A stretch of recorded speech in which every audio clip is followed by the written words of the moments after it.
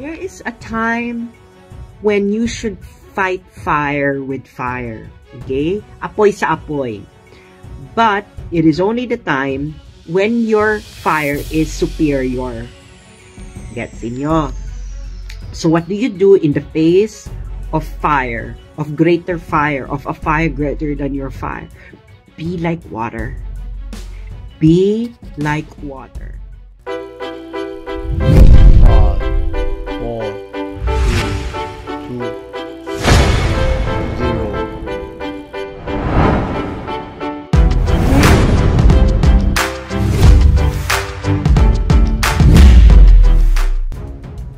At ngayon ay mapapakinggan naman natin uli si Sasot Rogando ukol naman dito sa kanyang mga matalinghagang salita o pananaw ukol dito sa mga pangyayari pagdating sa issue na mainit na issue sa pagitan ng ating Vice President Sara Duterte at nasa House of Congress. Dahil dito, malalaman natin dito at mapanood natin kung ano ang mga dapat gagawin ng ating Vice President Sara Duterte dito sa pagpukol sa kanya ng Congress tungkol dito sa ipinupukol sa kanya na issue patungkol sa confidential fund. At ngayon, panunurin natin at pakinggan. Pero bago natin yan sisimulan, please naman kung bago kayo sa aking channel, please naman huwag makalimot mag-subscribe, mag-like at mag-share. At pakihit na rin ang all notification bell para maging update kayo sa anumang video ang aking i-upload. Sisimulan natin. Okay, sabi ni Frasco, wala daw plano ang Makabayan Black maghain for impeachment. Ang mga political party leaders daw ang mga magpaplano kasi may mga chismis daw sa Kongreso. O di pa-impeach nila. O, sila naman tong hayok na hayok sa kapangyarihan, di ba? O di ibigay sa kanila. O di pakita nila sa tao na kaya nila. Di ba? Ang ginagawa kasi nila ngayon, pinagtutulungan nila si Inday. Si Inday ba ang problema ng bayan? Nakita nyo ba yung survey kung ano yung number one concerns ng majority ng mga Pilipino? Inflation. Wala kasi kayong magagawa, hindi nyo kayang lutasin ang trabaho, hindi nyo kayang lutasin ang problema ng bayan, kaya ang pinagbabalingan ninyo ay si Inday Sara Duterte. Diyos mio. Can you imagine, pinagtutulungan nila si Inday? Si Inday walang political party. Alam nilang walang pera si Inday na pwedeng pamudmod sa mga politiko. Yan ang alam nila. Alam nyo, kaya nila kinakaya-kaya si Inday Sara Duterte dahil wala silang mga bayag. Hindi nila kayang kalabanin ang tunay naman nagpapahirap sa bayan. Hindi ba? Oh, gusto nyo malaman kung sinong tunay nagpapahirap sa bayan? Tingnan nyo yung electric bill ninyo. Tingnan nyo yung water bill ninyo. Tingnan ninyo ang presyo ng mga pagkain sa palengke. Tingnan ninyo ang infrastructure. Yaan ang tunay na suliranin ng bayan. Okay. Next.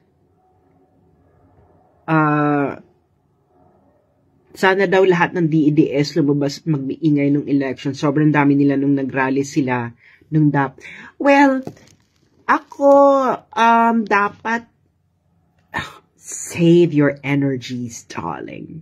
Save your energies. Yun lang yun. Sabi ni Pinky Cincineros, they play dirty, Mrs. Gusto nilang ilaglag si Vice President. Napakagahama nila. Well, if they want to play dirty, let them play dirty. Diba? Alam niyo naman, huwag niyong pipigilan. If they want to play dirty, let them play dirty. Let them get dirty as possible. Oh. Diba? Ganun lang yun. If your opponent wants to play dirty, let them get dirty. Yun. Sabi ni Brian, Singapore Prime Minister said that Philippines will be a battleground. Kailangan nyo pa ba kailangan nyo talaga marinig pa sa Singaporean Prime Minister. Yan, di ba? Ano bang pinagpuputak ng bunganga kung madumi since February? Oh, since last year. Since 2016. Kailangan talaga, di ba? Kailangan talagang, Diyos ko, day. 2016 ko pa sinasabi yan.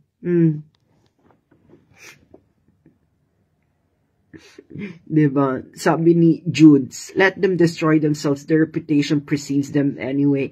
Alam nyo, if your opponent loves to play dirty, let them play dirty. Ewan ko kasi guys, no, kung marunong kayong mag-chess. Sa hindi nakakaalam, my father, my estranged father, kasi walay sila ng nanay ko, so, my estranged father taught me how to play chess, and I've learned how to play chess even before I learned how to write my name. So, if your opponents are playing dirty, let them play dirty. Ganun lang yun, guys.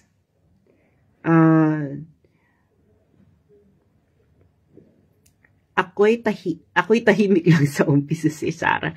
Alam mo, bibigyan ko, isa pa to sa mga words of kaputahan from your number one American colony traitor. There is a time when you should fight fire with fire. Okay? Apoy sa apoy. But it is only the time when your fire is superior. Gets inyo? So what do you do in the face of fire, of greater fire, of a fire greater than your fire? Be like water. Be like water. Be like water, mga indong at indang. Do not become like air, because air spreads the fire faster. So, do not fire, tandaan nyo yan, ha? Do not fight fire with fire if you don't have superior fire. Do not become like air because it will spread the fire faster. So what do? Be like water. Matalinghaga yan. So bibigyan ko kayo ng mga samples sa history at bahala na kayong mag-aral. Mag-aral naman kayo, no? Hindi pwedeng dapat sinuspoon-feed sa inyong lahat. Si Diogenes, si Socrates, sino pa ba ang, didn't fight fire with fire, but they became like water. Si Gandhi, diba? Sino pa ba? Si Henry David Thoreau. Sino pa ba yung ganyan? Si Dreyfus. Ayan. Okay. Sabi ni McCoy, Sas, wag kanya say na ikukulong. Ano tong sabi? Wag, ayusin naman yung magpagtatype. Nagtatype na nga lang kayo eh. Okay. Sabi ni, hi Levi. Levi, anong nakikita mo sa akin future? Ngayon nakikita mo ako ngayon. Levi, isulat mo dyan kung anong nakikita mo. May nakikita ka bang? May nakikita ka bang kababalaghan? May nakikita ka bang bonggang-bongga? Levi, anong nakikita mo sa aking future? Hello sa mga, sabi ni Patrick, tahimik BBM. Alam mo, kaya tahimik sa BBM, not because he's weak. He is quiet because he has to. Ganun lang yon.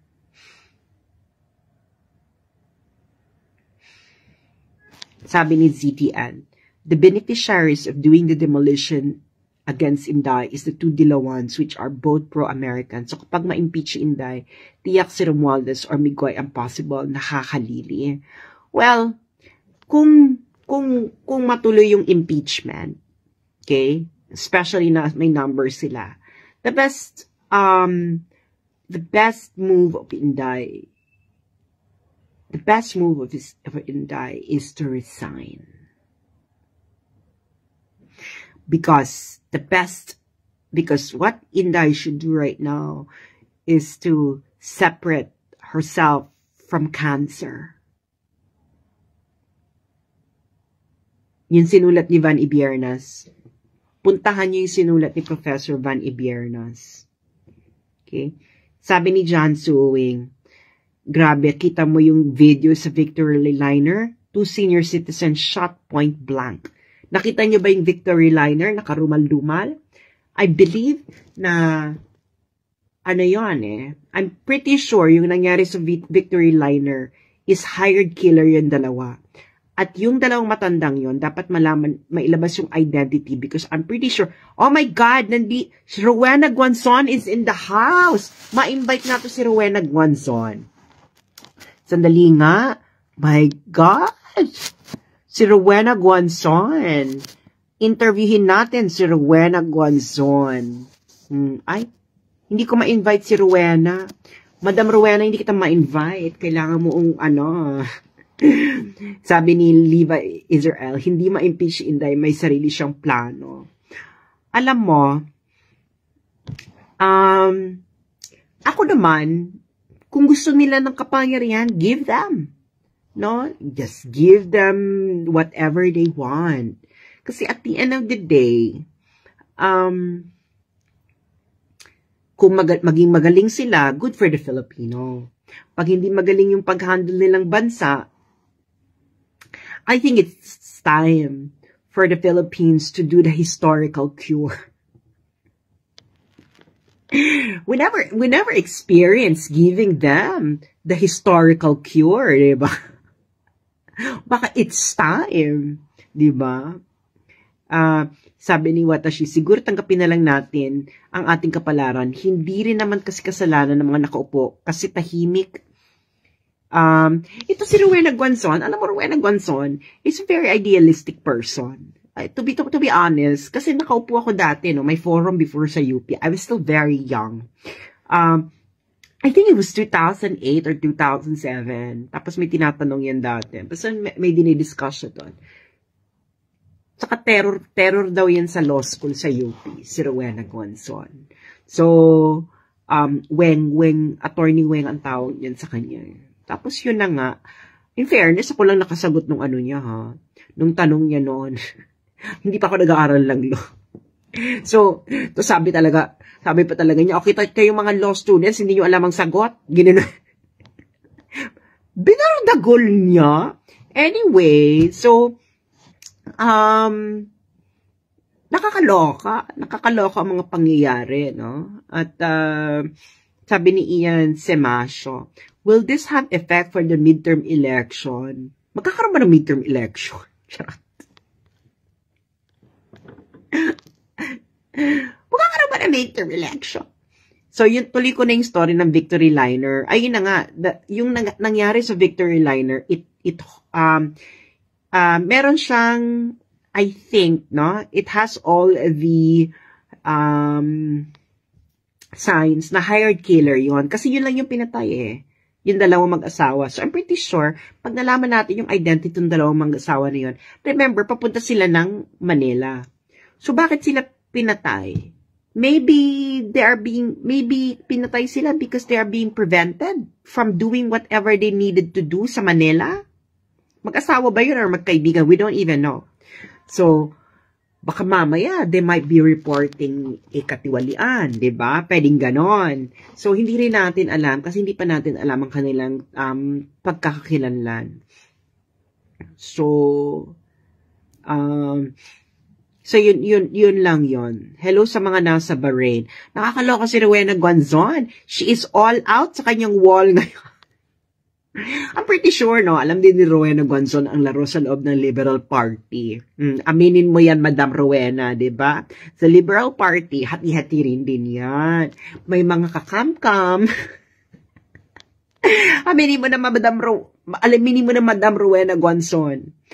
Sa Liberal Party, may mga kakam-kam, diba? Merong hindi kakam-kam, at meron din namang maayos ang intensyon. Aminin mo yan, Madam Rowena Guanzon. Nanonood siya. Ewan ko kung nandiyan pa. Okay. Hello sa mga nasa dahig. Hey, Ernie Pineda, hukatit metyaw. Ano bang oras na sa dahig? Ay, hudamidach. Hudamidach, Ernie. Ayan. So, ay bagong lipunan. Kakam-kam din yan si Rowena Guanzon. Actually, nire-recommend niya na si Maharlika. Bagong lipunan. Ito si Roy. Alam niyo, nakakatuwa dito si Roy, ha? Sa bagong lipunan. Umaming ka, Roy, di ba? Noong panahon ni Duterte, kasi yan si Bagong Lipunan, yan ang isa sa mga talagang super Marcos hardliner noong panahon ni Duterte. As in, yan silang dalawa ni Maharlika, pero lalo na to si Roy ng Bagong Lipunan. Alam mo yung tipong madaplisan ka lang ng hindi ka pro-Marcos na kahit ano, babardagulin ka niya ni Bagong Lipunan noon. Binardagul ako niya ni Bagong Lipunan yun ni Roy eh. Kaya naloka talaga ako. Ito si Bagong Lipunan sa kasi Maharlika. Last year, sila pa yung una mga bumaliktad. Sabi ko, mga punyetang to. Kaya nga makikita mo talaga, there must be something going on. Something not so good, di ba? Umaming ka, Roy. O, ayan, no, kita mo. Punyeta ka, Roy. Diba? Ayan si Bagong Lipunan. Sabi ko, bakit ako binabambo ni Bagong Lipunan? Kasi yan si Bagong Lipunan. Basta hindi ka lang 100% pro-Marcos. Yan si Bagong Lipunan. Inaano ka niya, binabardagol ka niya noon. Pero, nung nanalo na si BBM, hala, uy, isa talaga siya sa unang bumati ko. Sabi ko, hala, uy, ano nangyayari? Kaya dun ka ano nangyayari? Kasi nga, itong si Bagong Lipunan, sa si Maharlika, 2015 pa yan. 2015 ka ba? 2014. 2015, 2014, yan silang dalawa. Na, sila ngayon si Roy ngayon nagpapalaganap noon ng mga parang, actually, no, kahit binabardagulo ka niya ni Bagong Lipunan noon. Bagong Lipunan noon, maganda kasi bisitahin yung page niya kasi meron siyang mga throwback na ng Marcos years na hindi mo makikita kung saan-saan. So, parang kahit bardagol siya, no, may mga matututunan ka pa. Aminin mo, Roy. Di ba may mga matututunan ka rin? Parang you get to walk history's lane pag pupunta ka dun sa website niya dati. So kahit may ini-skip ko na lang yung mga pambabardagol niya sa akin. Kasi nga mahilig pa yung mag-post dati ng mga pictures, mga old videos, etc. Tapos, sila ni Maharlika mga unang bumaliktad. Sabi ko, what's going on, di ba? So, sabi ni Ian Semasio, tama sabi mo sa just inuutos na ng UN Special Rapporteur. Hindi niya inuutos. Wala pa siyang karapatang mag-utos. It was recommendation. Pero, yung NTF-ELCA kasi, syempre, guys, ang Makabayan Block, do you really think magpapagamit sila kay Romualdez nang walang quid pro quo? Kaya nga, Commissionist Party of the Philippines yan, no? Commissionist Party of the Philippines. Diba? Siyempre, gusto nilang palakasin pa yung NPA. Kasi nga, isa yan sa mga yan ang malaking source of income nila, yung ginagawa ng NPA, yung revolutionary tax, diba? So, sa tingin niyo, walang quid pro quo yan. Siyempre, papahinain yung NTF-ELCA kasi nga, they need to earn something. Malaki ang nakukubra ng NPA sa revolutionary tax at sa tingin nyo, saan ginagamit ng NPA yung revolutionary tax? Kanino napupunta? Ganun lang yon. Pera-pera lang yan. Wala nang pinaglalaban yung mga yan. Ay, nako, di ba tumira ako ng Netherlands ng 12 years? Sino ba mga nakatira sa Netherlands? Sino ba mga nakakausap ko doon? Diba? Siyempre, nandun na sila sa Netherlands. Pwede na silang magpasabog. Pwede na silang magkwento ng mga katotohanan kung anong ginagawa ng Communist Party of the Philippines. Diba? Okay, hindi ko na sasabihin yung mga nagkwento sa akin kasi yan, alam mo, pag mga bumabalik na dyan sa Communist Party of the Philippines, tinitegi. Diba? So, di ba ka Ernie? Ito si Ernie, taga Netherlands din to, taga Dahig. Di ba? Marami diyang, di ba ka Ernie? Alam natin, di ba? Yung iba dyan, nagkukwento kung ano talagang ginagawa ng Communist Party of the Philippines. Wala na yan. Etos na lang yung mga yan. Bubuti pa to si, Rowena Guanzon, si Attorney Rowena Guanzon. Ang honest, tinanong ko siya, at hindi siya nasaktan ha. In fairness sa'yo, Attorney Rowena Guanzon, hindi ka nasaktan nung tinanong ko sa'yo na, Madam, yung MOE mo ba sa Congress, liquidation by certification or liquidation by resibo? Si Rowena Guanzon, walang kaabog-abog, hindi man lang nasaktan. Ang sabi niya, for your information, wala pa daw natatanggap na MOE ang kanilang party list sa Kongreso kasi nga naka-TRO at hindi naman daw sila kasangga, hindi naman daw siya kasangga ni House Speaker. So, at least honest, no? At least honest ito si Madam Rowena Guanzon. Yung iba, paligoy-ligoy pa. Anyway, so, di ba ka-Ernie, di ba? Yung mga pinagkukwento ng mga ex-members at current members ng Communist Party of the Philippines. Sabi ni Vivian, tama ka dyan, yung pamangkin ko, hinihingan ng pera pag daw di siya magbigay, tinatakot nila. Exactly. Where do you think they're using the money? Ang nakukubra, malaki ang nakukubra ng mga bandits, ng NPA bandits, no? Malaki. Kaya itong ginawa ni Duterte, nasaktan yung mga yan dahil nasaktan ang bulsa. As simple as that.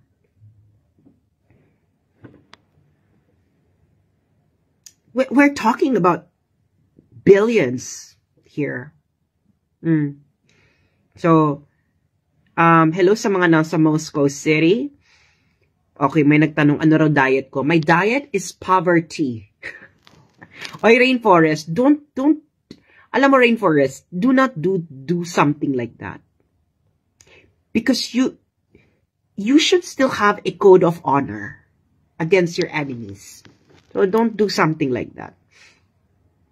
Sabi ni Toby Plata, awang-awa po ako sa pamilya nilang kinawawa. Magiging kaisa lang din pala sila ng mga kumawawa din sa kanila. Alam mo guys, this is all about political survival. Political survival. And of course, there is a huge sprinkle of greed. Diba? Even though that wala siyang honor, don't do something like that. It is actually, you should have some sense of honor. If they don't have a sense of honor, at least you know where to draw the line in terms of having a sense of honor. Ganun lang yun. Rain. Do not become the monster that you are fighting. Sabi ni Giselle, mag-diet na nga ng poverty. Exactly. Poverty is the greatest diet of all time. Sabi ni Dane, wala naman sa mga kongresista sa kakapal na muka ng mga yan. Sa kanasan dapat sa Congress, complete demolition, matatag ng bagong... Alam nyo, since nanonood naman dito si Madam Clarita, no?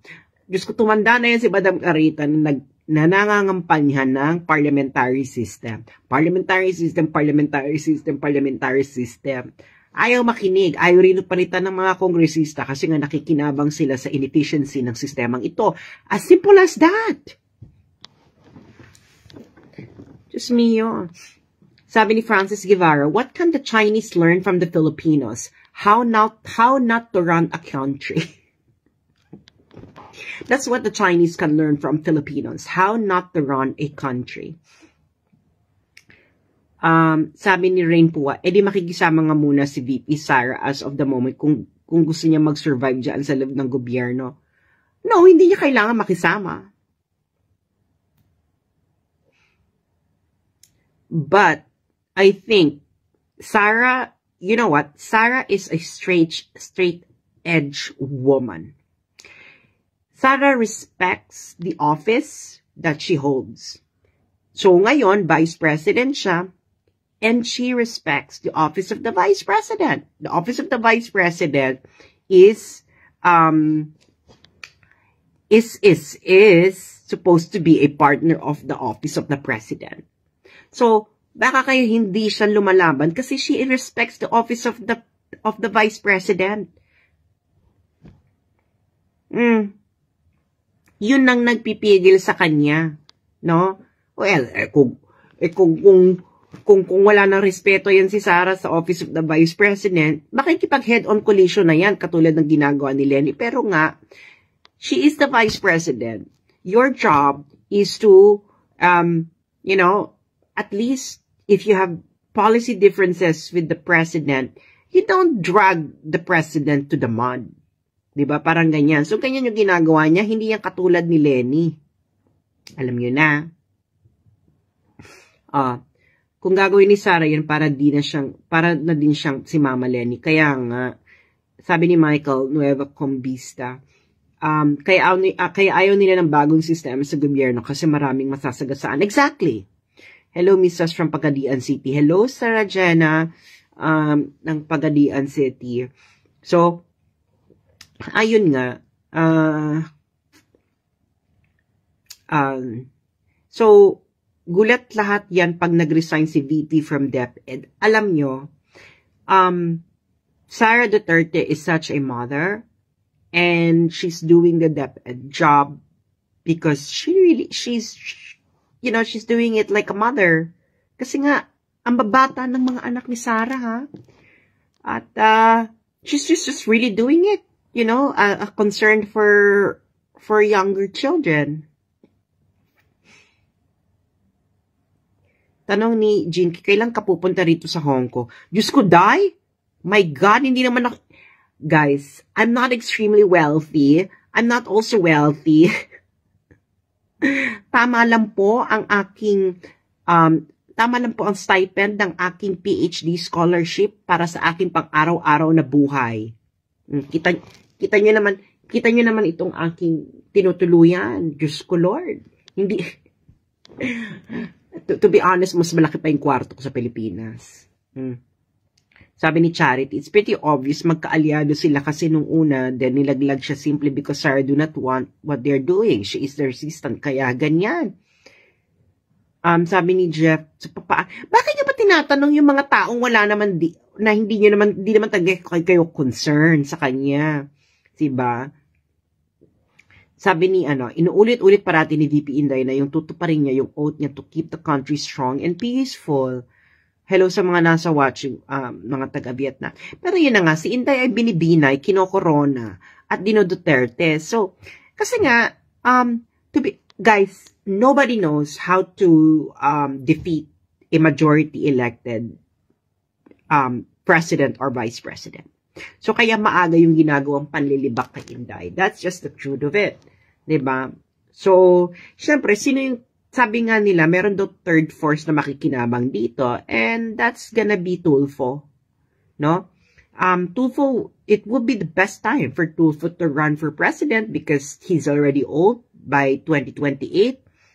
And might as well try, no? Tumakbo ng 2028. Siya talaga nakikinabang dito sa awayang ito, si Tulfo.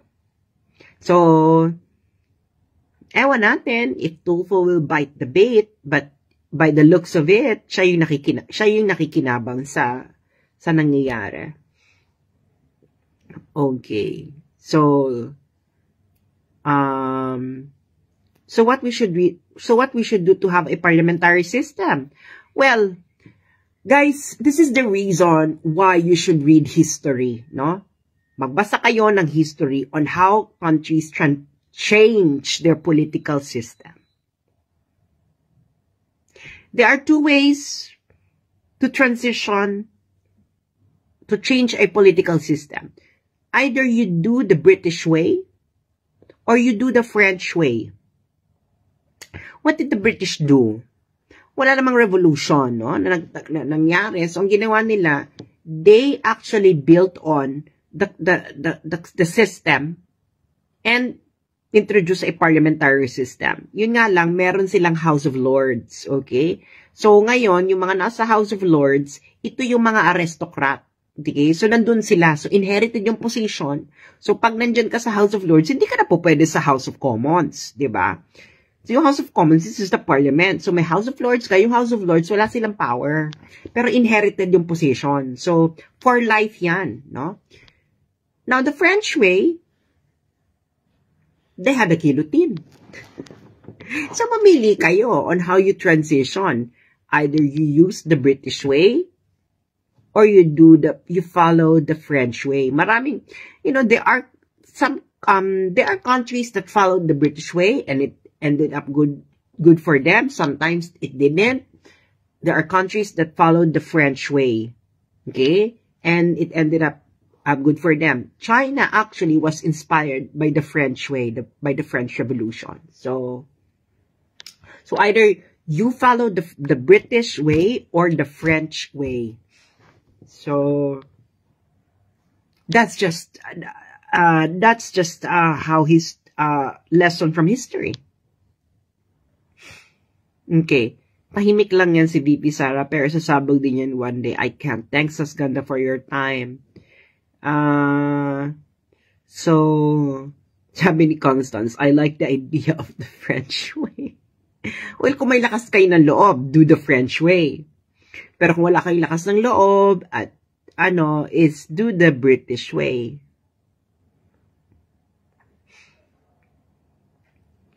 Diba? If you are in Daisara, what will be your strategy? I already told you. You cannot fire with, you can only fight fire with fire if you have the superior fire. If you don't, be like water. Okay. Sa Philippines, I did it my way.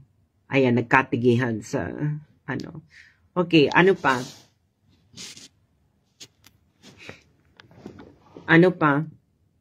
Yan, I did it my way. So, kaya yun, no?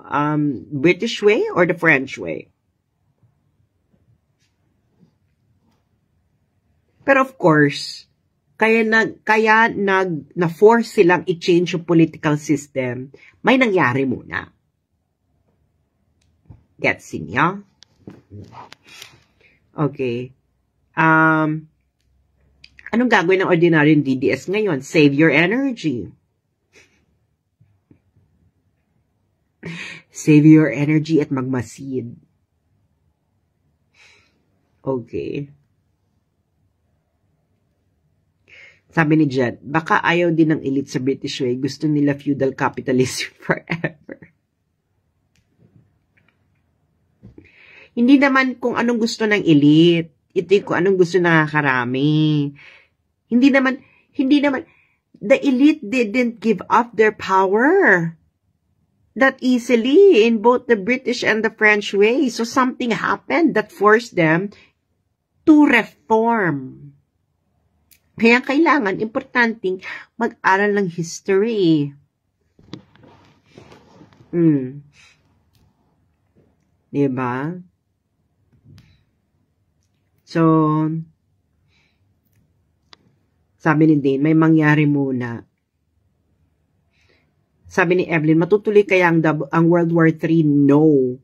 Kasi there are nuclear weapons actually stabilizes, prevents a World War II like scenario. Ang nangyayari po ay proxy wars. Okay? Hindi nyo po makikita ang China at United States na magbobombahan ng parehong bansa dahil pareho silang may nuclear weapons. Okay? So, gagawin nila ang gera nila outside their countries. Alam niyo na kung saan pwede.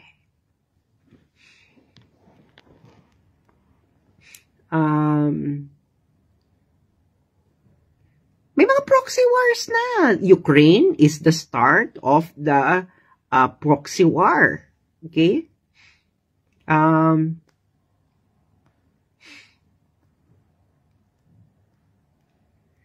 Okay. So sad we are the proxy. Well, sino may kasalanan kung bakit tayo magiging site ng proxy war? Diba?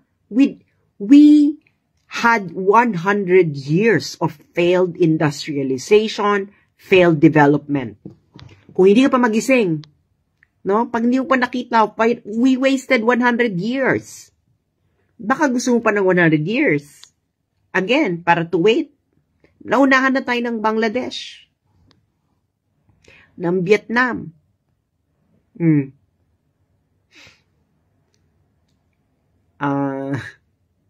So, ano pa? Ano ba? Wala na, yun na yun. May gustong mag-join. Sino ba to? Okay. Gustong mag-join? Join ka.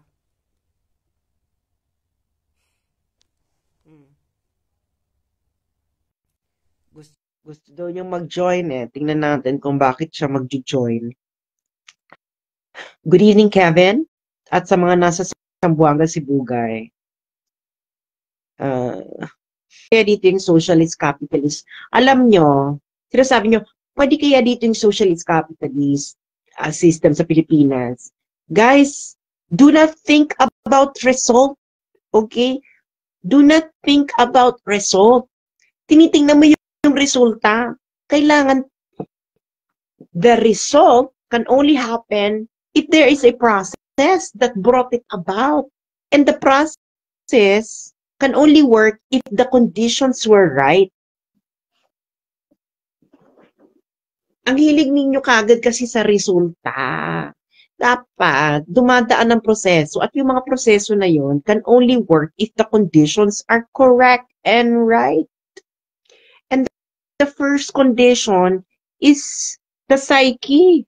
You should have a revolutionary consciousness. It must be a must. Walang revolution sa Pilipinas eh. There are 3 revolutions, no? 3 revolutions. Not 3 revolutions. 4 na hindi tayo napaglaanan. Industrial Revolution, Religious Revolution in the form of Reformation, wala rin tayong Scientific Revolution, and of course, hindi ka magkakaroon ng political revolution if you don't have all those things. You are stuck. The Philippines is stuck in feudal way of thinking. Kita mo kasi yung middle class, karamihan sa inyo ng middle class. Ilan sa inyong middle class ang hindi individualistic?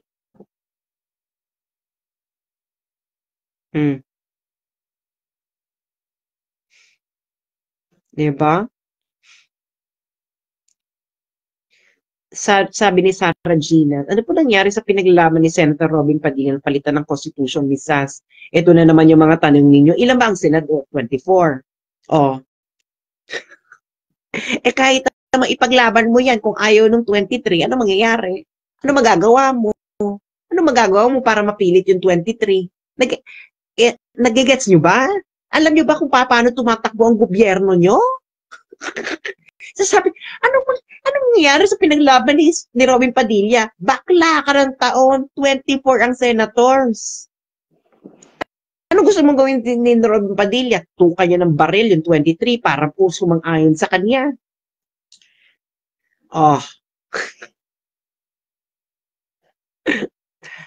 Ano ba yan? May gusto atang umakyat. It's a numbers game. Diyos ko, guys. Yung mga tanong ninyo, guys. Ito. Yan. What's up? Why did you come up? Anong meron? Magandang gabi po. Okay, magandang gabi eh. O, anong ganap? Anong may tatanong ka ba? Medyo mahina yung signal natin dito sa Manila ngayon. May itatanong ka ba, girl?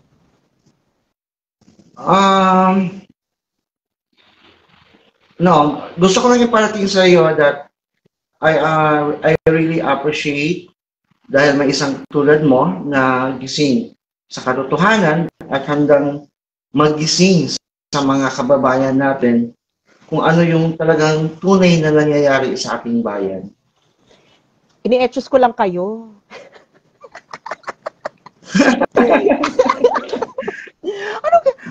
Actually, ilan lang tayo.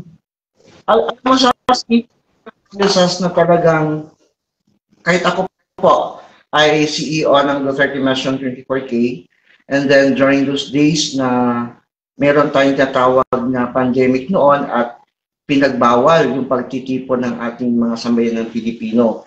But I do believe na kung hindi tatakbo si Inday on a higher position, wala kaming nakikita na pwedeng maging kakampi ng taong bayan. So, sinugal ko yung buhay ko, kahit na sabi nga nila, baka makukulong kami dahil bawal nga sa MMDA at huhulihin kami ng HPG. Pero nagkataon na pinaunlakan tayo na magkaroon ng more than 3.5 kilometers na caravan para manawagan kay Inday Sara.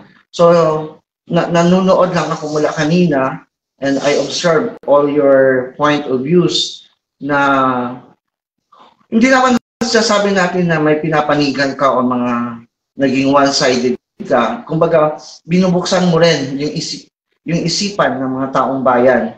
Kung, yes, I agree with your opinion na kasi nangyari yan, it was happened during with Senator Bongo na may isinusulong siyang batas. Ngayon, nagtaka ako bakit nagkaroon ito ng sudden changes. But, oo nga naman, who is Senator Bongo? Nag-iisa lang siya against all odds. So, likewise, katulad ng sabi mo, na kahit maganda man yung opinion or suggestion ni Idol Robin Padilla, against all odds, wala din mangyayari talaga. Correct. Diba? So, correct. Yun lang ang ano ko sa mga taong bayan na ano nanonood sa akin ngayon. Ano pangalan mo? Na ng mga tao. Wag tayong pabugso-bugso, wag tayong wag tayong hindi tayo bayaran katulad ko. Hindi ako bayaran. Sinusugal ko. I'm in the hospital right now dahil may sakit ako, but still alam po 'yan ng taong bayan na I keep on working hard para kumbinsihin yung mga rebelde natin na magbalik loob sa gobyerno. I working hard also na sa mga taong bayan natin na gawin natin kung ano yung nararapat pala sa ikakaunlad ng ating bayan. Okay. Thank you Merong po. pumasok na isa. Oo, ito. May pumasok na isa. Kuya, nakikita namin ng Bethlehem. Ano ba yan? Hello po, from Correct Movement. Ano po? From Correct Movement po. From Correct Movement. O anong gusto mo sabihin? Kapatid, ibababa na kita ha. Maraming salamat sa iyong mga tinuran. Thank you. O ikaw, anong pangalan mo, kuya? Anong pangalan mo? I'm Carl Realisa from Dipolog City po. So, from Dipolog. Mutual friend po natin si Sir Orion po. Alam mo, Dipolog, ang isa kong best friends, pero namatay na siya, ay taga Dipolog. Kaya ako nakapunta ng Dipolog before. Yes! I don't know, maybe kilala mo siya, si Alexi Marigomela, kasi medyo may pangalan din naman siya dyan. Pero matagal na yon, mukhang bata ka pa. O, anong atin? Anong gusto mong sabihin? Yung tanong ba, yung mayroong nagtanong ba, bakit ba hindi nasusulong ni Senator Robin? Kasi po, yung mga senator po na ini-elect nila as popular based on presidential system natin, na sponsored by the oligarch, which is both nationwide, hindi nila prioritize ang charter change. Even the economic liberalization. Kasi yung mga sponsor nilang oligarch, matatamaan, which is very sad in our republic. Na, ikaw ba? Ikaw ba na tayo? Oh, ikaw taga Dipolog ka, di ba? So, taga Mindanao. Kayo yes, ba diyan sa Dipolog? Kayo ba diyan sa Dipolog gustong-gusto niyo ba ng federalism? Federal, parliamentary, open foreign direct investment. To be exact. Yung Correct Movement nila Orion. Yes. Po. Tigil na yung president system, no? The way po, great-grandfather ko po is a 1934 Constitutional Convention delegate representing Sulu Province. So, ano gumawa ng 1935. Hello po. Muslim ka ba? Muslim ka ba? Hindi. Hindi. Yung lolo ko kasi anak is ko. na-assign sa Sulu under American colonial period. From Iloilo, Haro, Iloilo. Ha? Ang gulo ha? Taga Sulu ba? Taga Iloilo? Oo, kasi nag-marriage siya ng taga dito. Taga And then doon siya Iloilo siya. nagtrabaho. Taga Iloilo siya. Gulo ng family. Pero nakapag-asawa siya ng taga Sulu. Hindi, nagkapag-asawa siya dito sa Dipolog and then na-assign siya sa Sulu. Na-assign siya abogado. as ano? Okay. Parang abogado ata yun. Abogado sa American colonial period. So gusto mo na parang, federal system na. Federal pero parliamentary yung government system po. Ang Zamboanga ba kasama sa BARM? Hindi no. Hindi po yung Zamboanga. Okay. Sige kuya, may gusto ka pa bang sabihin? Dapat po may mga gusto pa kasi umakyat natin po, yung bubotohin natin ng mga congressman, ng mga senator po ay pro-constitutional reform. Kahit si presidente, kahit yung napanalong presidente, is hindi priority yung constitutional reform, pero yung mga congressman, kasi numbers game to eh. We need 3/4. Both houses. The upper house and the lower house. Hindi na nga raw makukuha sa botohan yan eh. So ano nang dapat gawin? Yun nga eh. Malaking problema eh. Question mark. Yun ang gusto ng mga revolution. Di ba? British or British way or the French way. Ganon. May gusto ko pa bang sabihin, kuya? May mga gusto pa umakyat. British way po.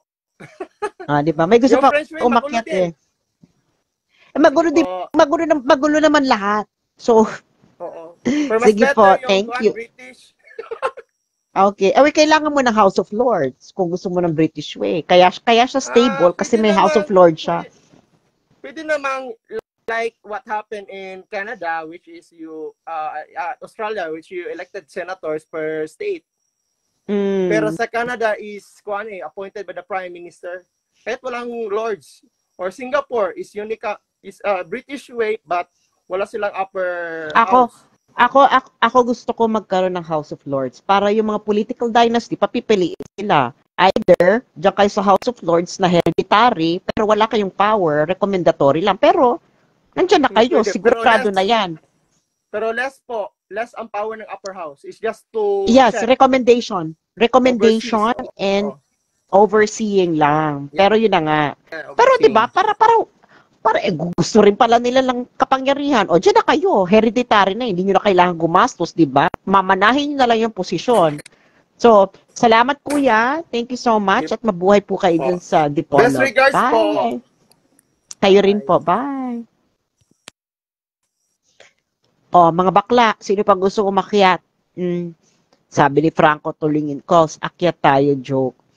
Basta palitan ng gobyerno, ang daming sumasabot na walang ginagawa. Exactly. Alam niyo ba kung gaano kalaki ang nasasayang na pera sa ating gobyerno? Putang ina. Diyos ko, Lord. Ewan ko ba kung bakit gusto niyo pa itong ganitong sistema ng gobyerno. Ay, Diyos ko dahil may aakyat. Sino ba ito? Okay. Sino ka ba? Sino ba ito umaakyat?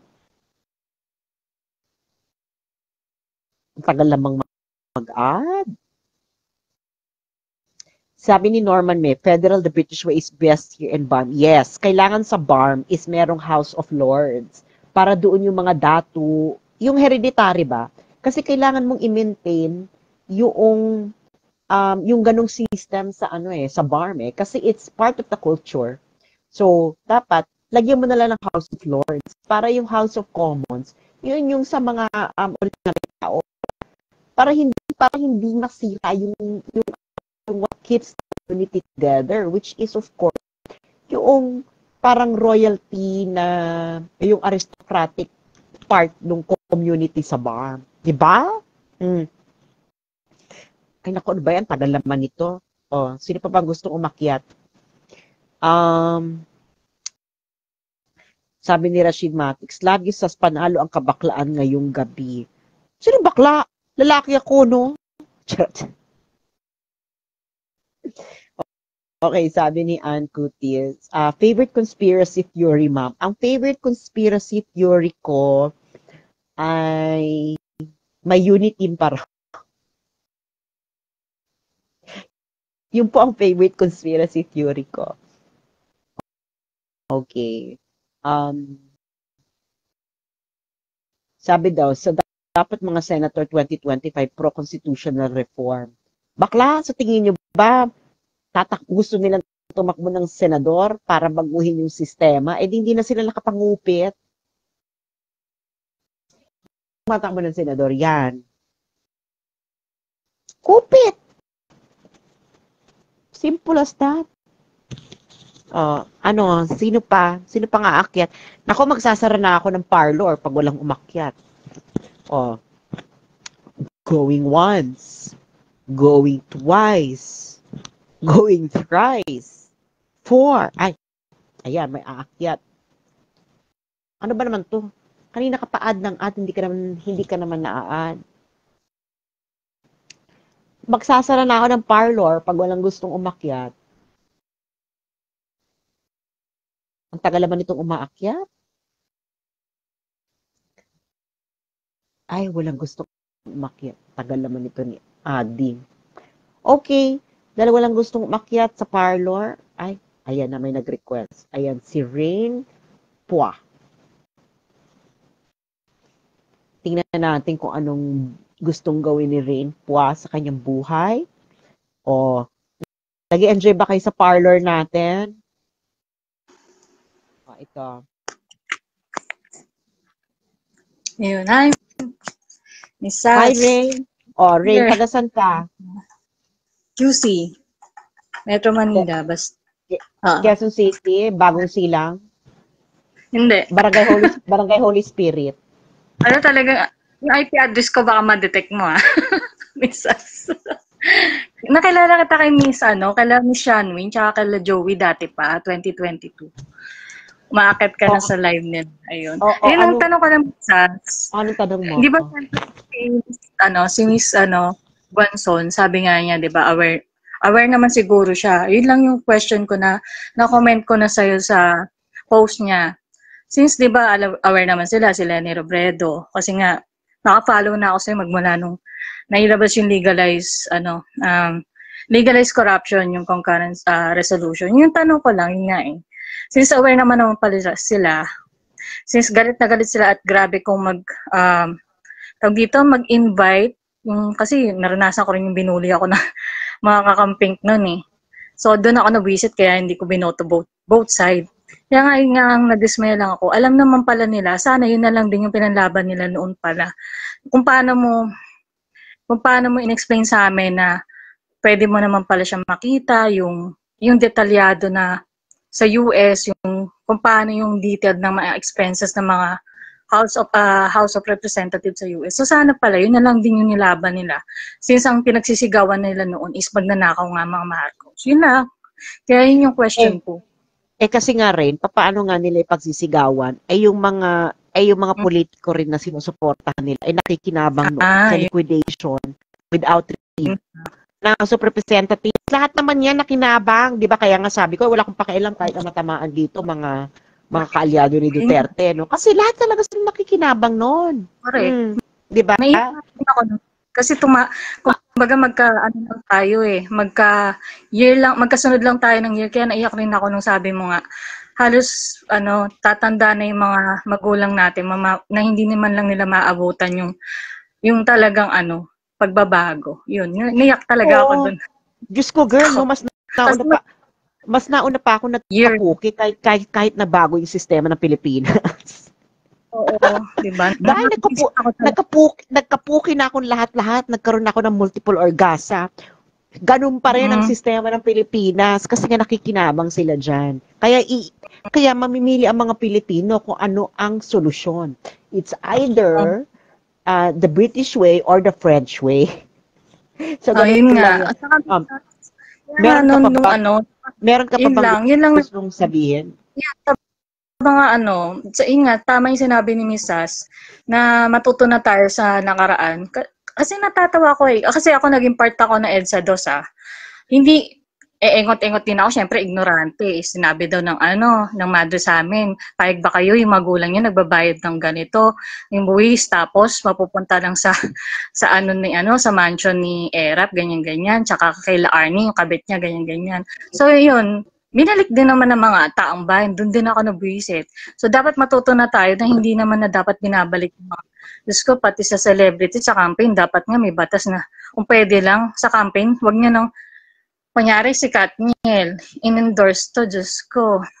Pinagbabalik niya pa yung mga, ay nako. Yun lang. Ayan. Sige na, thank you. Thank you, Rin. Magandang gabi. Salamat.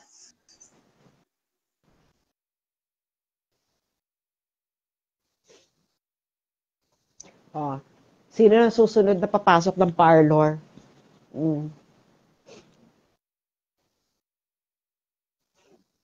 Anong sabi ni Maria? Go sa Congress representatives. Baliw!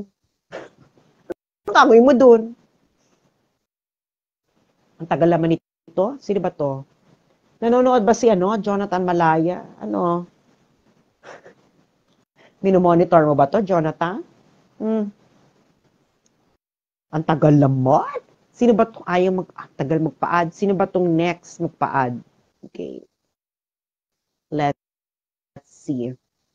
Adding. Wala, ang tagal.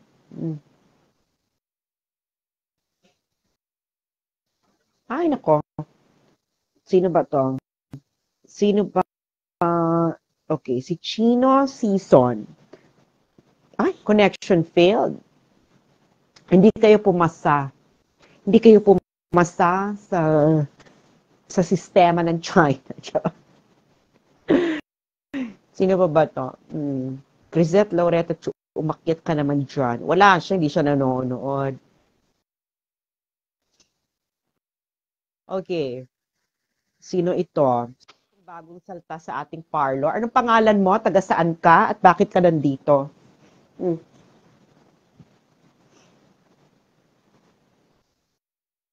Ay, bakit nawala? Bakla, nasa toilet ba to? Hala, oy. Oy, bakit? Hala, oy, baka. Ano pangalan mo, kuya? Ano pangalan mo? Ako na ba yan? Mesas? Oo, ikaw na. May akala ko naliligo ka. Baka Nagluluto po from Saudi Arabia. Ano pangalan mo? Michelle, gabi na. Michelle. Naku, Michelle, baka bawal to sa amo mo, ha? Baka kami pa maging... Dahil mukha ba akong kasambahay? Sorry po. Ay! Nagluluto na lang ng dinner namin. Oh my God! Ay, grabe siya. Oh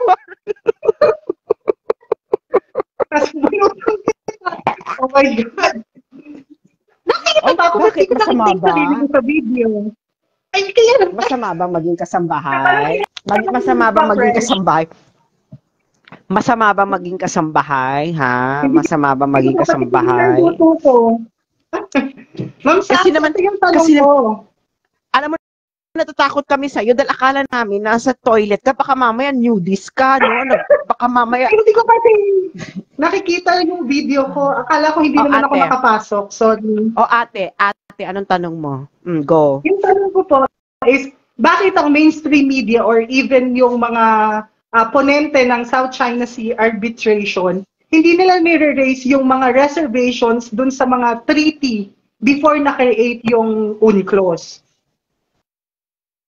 Kasi napanood ko yung mga video ni Justice Carpio, ni si Bersate, sintong ambassador natin na kasama dun sa mga legal team nung Bensurto, kay Christian Esguerra. So, hindi naman, bago yung interview nila na yun, na-release mo na yung mga points na gusto mong sabihin. And kaya ko sila pinapanood is para makita if they will debunk or they have another answer to your opinions or to your observations regarding the case. Pero hindi nila nire-raise yung mga treaties ng mga bansa na claimant countries doon sa South China Sea when discussing about yung sa pagkapanalo daw natin or yung sa pagkampi ng arbitration para sa Pilipinas. Alam mo, Michelle, kaya hindi nila ginagawa yan kasi nga meron silang sinusulong na agenda. Alam mo yon.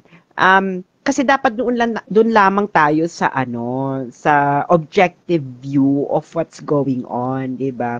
Kasi nga kumita kasi yan sila, Michelle, sa ganyang katarantaduhan. Yun lang yon, no? Tanggalin mo yung pera doon sa kaso na yon. Tanggalin mo yung pera doon sa kaso na yon, hindi yan ganyan. Nasa mga yung si Ben Surto, di ba nasa United States, Consul General diyan saan ba yan? Sa California, San Francisco, saan ba? Basta nasa Amerika yan si Ben Surto ito si Carpio. Nako Michelle, ito si Carpio. Yung anak niya, Diyos ko Lord. Okay, alam ko Diyos na. ko Lord. Baka mag-teacher mo pa. Ay, hindi. Dapat kasi ibang siya. Kumuha ka ng course sa subject niya. Oo. Gusto ko talaga yung tipong mag-a-appear lang ako, magsisit-in ako. Are you the son? Ganon. Sige. Meron ka ba bang gustong sabihin, Michelle? May gusto pa mga umakyat Isa pa akong question. Paano natin ma-overhaul ang ating political system? Mamili ka kung walang mag-initiate na, for example, magpalit tayo ng constitution, kasi ikaw na rin nagsabi, sa sistema natin ngayon, walang magbabago kahit sino ang ipalit natin, kahit Duterte pa yan. Unless mabago ang sistema ng constitution natin, ng political system natin. So, may way pa ba para? I think isang institution lang ang pwedeng makapag-force ng pagbabago. Ayun ay talagang para sila sa pagbabago, hindi yun lang para mang-agaw ng kapangyarihan. So iisa lang naman, no? Iisa lang ang institution na pwedeng gawin yun, pero hindi ko pwedeng sabihin dahil baka idemanda ako ng mga ng mga lola mo, no? One more thing. Isa pa. Naku. Ayan na-monitor na tayo. Wait lang. Ate. Yes. Ano yon? Go. Isa pa. Ideal ba kung ang mga, for example lang in an ideal situation, for example, papalitan natin lahat ng mga politicians natin. Magiging applicable ba kung ang ipalit natin is yung mga leader ng mga non-government organization, katulad ng, for example, sa Ibon Foundation or yung mga taga-UNICEF or kahit yung mga taga-angat buhay na rin? Char. Hindi. I think ang dapat ipalit dyan is kasi kailangan mong ihiwalay ang big money sa government. Ang dapat dyan is talagang mga technocrat na hindi sila mga may-ari ng negosyo, may mga ganyan, mga ganito. Pero nga, itong mga Ibon Foundation, siguro pwede sila magkaroon ng puwang, no? Diba? Pero, kailangan is, marami naman yung mautak sa Pilipinas, no? Pero kailangan talaga na merong maninindigan na institusyon para ipaglaban ang pagbabago ng grupong iyon. Pero ayoko sabihin, dahil baka idemanda ako ng mga MM. So, anything else, ate? Isa pa, kaya-kayang maging criteria sa mga tatakbo sa politiko or sa mga pusang bayan na, for example, wala sila dapat business na magiging parang conflict of interest sa mga government projects, ganon. Parang isip ko kasi, or pwede ba sa China, as you mentioned before, na dapat walang sahod yung mga government officials natin para makita talaga natin na ang gusto nila is to serve the people. Would that be possible in the Philippines? Sandali lang, Ate Michelle, hindi naman lahat ng government officials sa China ay walang sahod. Pero kasi ang sistema kasi sa China yung mga members kasi ng kongreso nila, yung National People's Congress, nanggaling din kasi ito sa ibang posisyon. So they hold other positions in government. So doon may sweldo sila, pero doon sa as part of the National People's Congress, wala silang sweldo. Well, kung gugustuhin, pwedeng mangyari. Pero kailangan kasi may mag-guarantee ng systems change na yon. At isang institusyon lang ang guarantee ng institusyon na yon, pero hindi ko sasabihin dahil baka i-demanda tayo ng mga barubal. So, militar ba? Ha? Ang militar ba ang merong kakayahan para mag-overhaul ng sistema? Wala akong sinasabing ganyan. Ang sinasabi ko lamang ay meron kasi military lang. Sige, natatali na ako sa ROTC. Ate, magluto ka muna. Sige na ba? Magluluto na lang ako. Ako na lang yung tagaluto ng ano nila, ng food. Bye. Thank you. Bye. Good night. Thank you, Ate. Bye. Naku, ang dami gustong umeksena. Sa parlor. Oh. Hello. Anong pangalan mo? Galing ka sa parlor. Ako si Florman Sarmiento, taga London po. Taga London? Oh my God, meron kaming friend. Alam mo, meron kaming friend dyan sa London. Tanong ko lang po kasi, di ba, nagsampa po sila ng demanda tungkol sa confidential fund? Kasi sinasabi nila hindi daw po yung batas. Kaya pwede nila ipubliko. Yung sa Kongreso po, di ba hindi rin po batas yung current resolution number 10? So pag na-aproba ng Supreme Court yun, pwede rin nila ilantad yung nila, audit nila. Ano nga ilalantad nilang audit? Wala nga silang audit.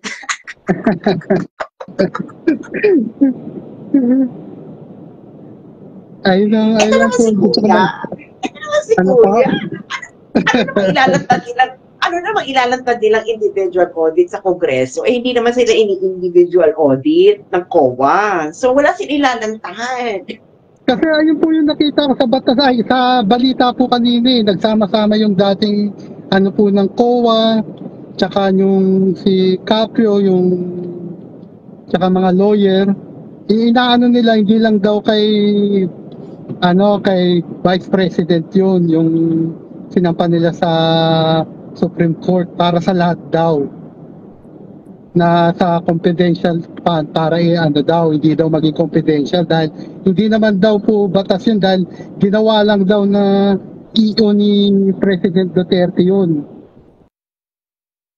Hindi totoo yan. Matagal lang may confidential fund. Ang militar may confidential fund, so pati yung sa militar, ng confidential fund ng militar, i-reveal nila, baliw ba sila? So anyway, ano lang yan, ginagawa lang nila yung pasiklag kay Sara, yung mga ganyan eksena. So, ano yan, politikang baryo. Simple as that. O may gusto ko pa ba sabihin, Kuya? At nagda-drive ka, nakakaloka, baka mabangga ka kung may kasalanan kung may kasalanan ka ng patay. Diba? Sige po, ingat. Thank you po. Ilan po gusto. Nakakaloka si Kuya. Diyos ko, baka tayo pang maging dahilan kung bakit siya mamata. So, sino pa bang next sa parlor natin?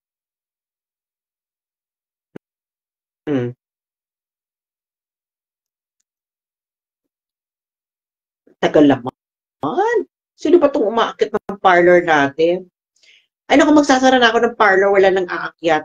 Hindi na makakonect yung iba. So, maraming salamat po sa pagbisita po sa ating parlor. Thank you so much. At naway may napulutan kayong aral sa gabing ito at tandaan niyo po seryosohin ang aking mga pinagsasabi dahil ini-etchos ko lang kayo.